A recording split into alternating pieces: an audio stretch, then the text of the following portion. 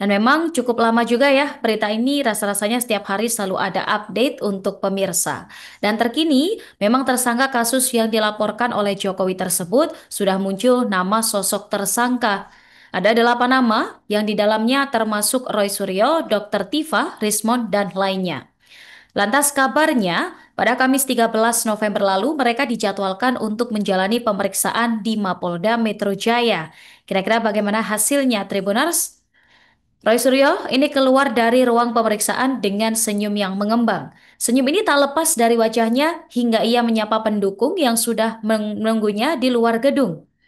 Ia nampak tak berbicara banyak. Roy ini membiarkan juru bicara kuasa hukumnya, Refli Harun, untuk mewakilinya menjelaskan terkait jalannya pemeriksaan secara singkat.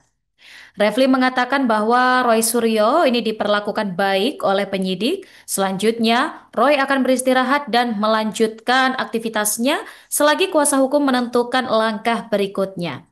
Sementara itu, Tribuners, Roy hanya menyampaikan rasa syukur atas dukungan simpatisannya, kuasa hukum hingga para penyidik. Ia mengeklaim bahwa kehadirannya dalam memenuhi panggilan penyidik ini untuk mewakili rakyat yang menginginkan perubahan pada politik Indonesia. Bagi Roy Suryo sendiri, pengungkapan kepalsuan ijazah Jokowi ini adalah upaya untuk membantu masyarakat yang sudah resah tetapi tidak berani menyuarakan aspirasinya. Nah, kabarnya kuasa hukum Roy Suryo, Ahmad Khozinuddin ini percaya bahwa kliennya tak akan ditahan setelah pemeriksaan pertama sebagai tersangka. Menurut mereka, penegak hukum Indonesia harusnya bisa lebih fokus untuk menangani kasus seperti Firly Bahuri maupun Sylvester Matutina. Lantas, adakah alasan lain mengapa para tersangka ini tidak ditahan? Penyidik kabarnya memberikan pertimbangan khusus terkait alasan hukum dan kondisi tersangka sebelum memutuskan penahanan ini. Polda Metro Jaya tidak langsung menahan Roy Suryo dan kawan-kawannya meski telah ditetapkan sebagai tersangka dugaan ijazah palsu Jokowi. Di Treskrimum Polda Metro Jaya, Kombes Imanuddin ini menjelaskan alasan tak menahan ketiganya meski telah ditetapkan sebagai tersangka. Iman mengatakan bahwa ketiganya ini mengajukan saksi dan ahli meringankan. Iman juga memastikan bahwa pemeriksaan yang dilakukan oleh penyidik terhadap ketiganya sudah sesuai dengan KUHP maupun peraturan Kapolri.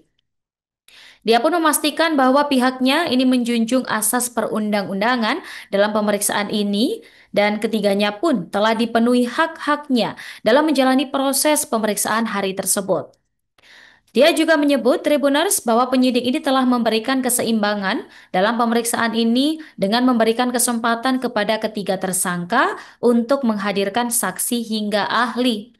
Di Treskrimum Polda Metro Jaya, Kombes Iman Imanuddin ini menjelaskan bahwa Roy Suryo CS mengajukan 2 ahli dan 3 orang saksi yang meringankan. Untuk pemeriksaan pada ahli dan saksi dari Roy Suryo CS ini, Iman memastikan akan segera dilaksanakan oleh para penyidik. Di sisi lain, kuasa hukum Roy Suryo CS, Ahmad Khozinuddin, menilai penyidik Polda Metro Jaya terlalu terburu-buru dalam menetapkan tersangka kasus pencemaran nama baik terkait tudingan ijazah palsu Presiden ke-7 RI Joko Widodo. Kritik ini disampaikan juga di sela pemeriksaan Roy Suryo dan kawan-kawan di Mapolda Metro Jaya, Jakarta. Khozinuddin menyoroti cara penyidik ini mengumpulkan bukti dan saksi serta menekankan pentingnya dokumen asli sebagai dasar pembuktian. Ia menyebut ratusan barang bukti dan puluhan saksi ini tidak relevan dengan tuduhan pencemaran nama baik. Tak cuma menyoroti seputar Roy Suryo CS, kabarnya mereka ini mendapatkan sosok kuasa hukum yang baru, Tribuners. Mantan Wakil Menteri Hukum dan HAM, Denny Indrayana, ini bergabung dalam tim kuasa hukum yang membela Roy Suryo dalam kasus tudingan pencemaran nama baik terkait ijazah palsu Presiden ke-7 RI Joko Widodo. Denny mengatakan dirinya resmi bergabung sejak Roy Suryo dan kawan-kawan ini ditetapkan sebagai tersangka oleh penyidik Polda Metro Jaya pada Jumat 7 November lalu. Ia menjelaskan kehadirannya dalam tim kuasa hukum bertujuan agar perkara ini tidak hanya dilihat dari aspek hukum pidana, tetapi juga dari perspektif hukum tata negara. Menurut Denny, aspek hukum pidana ini kerap digunakan untuk mengkriminalisasi warga negara. Ia menyoroti penggunaan hukum pidana oleh seorang mantan presiden terhadap warga negara yang dinilainya tidak tepat. Dan secara umum Tribuners, 8 tersangka ini dijerat dengan pasal 27A dan pasal 28 UU ITE serta pasal 310 dan atau 311 KUHP dengan ancaman pidana penjara maksimal 6 tahun. Para tersangka ini kemudian dibagi ke dalam 2 klaster sesuai dengan perbuatannya. Klaster pertama ini juga dijerat pasal 160 KUHP dengan tuduhan penghasutan untuk melakukan kekerasan kepada penguasa umum. Nah itu tadi Tribuners ya, kabar seputar update terkait Roy Suryo dan juga kawan-kawannya. Terhadap 3 orang tersangka hari ini alhamdulillah sudah bisa berjalan dengan lancar.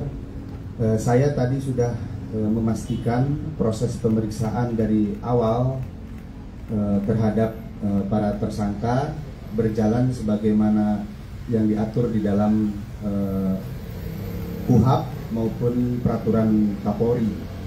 Penyidik menjunjung tinggi asas-asas sebagaimana undang-undang yang mengatur kami di dalam proses pemeriksaan terhadap tersangka. Hak-hak bagi beliau-beliau untuk mendapatkan istirahat, kemudian makan siang, ibadah, dan lain-lain kami berikan selama proses pemeriksaan tersebut. Dan saat ini pemeriksaan sudah selesai dilakukan untuk sementara waktu. Para tersangka sudah memberikan keterangannya. Setelah ini kepada ketiga tersangka kami perbolehkan untuk kembali ke rumahnya masing-masing. Kenapa demikian? Karena ketiga tersangka mengajukan ahli dan saksi yang meringankan. Tentunya dalam hal ini kami sebagai penyidik harus menjaga keseimbangan keterangan dan informasi sehingga proses penegakan hukum ini adil dan berimbang. Kami akan melakukan konfirmasi dan pemeriksaan terhadap saksi yang diajukan, saksi yang meringankan, begitupun juga terhadap ahli yang meringankan atas permintaan atau permohonan para tersangka. Saya kira itu ya penjelasan, Mbak. Pak, mungkin bisa didetailkan berapa saksi yang meringankan yang diajukan oleh tersangka ini, ahlinya ada berapa, kemudian terkait dengan para tersangka lain, bagaimana nanti nasibnya, Pak? Pemeriksaannya kapan dan? Untuk ahli yang diajukan oleh para tersangka ada 2. Download Tribun X sekarang, menghadirkan lokal menjadi Indonesia.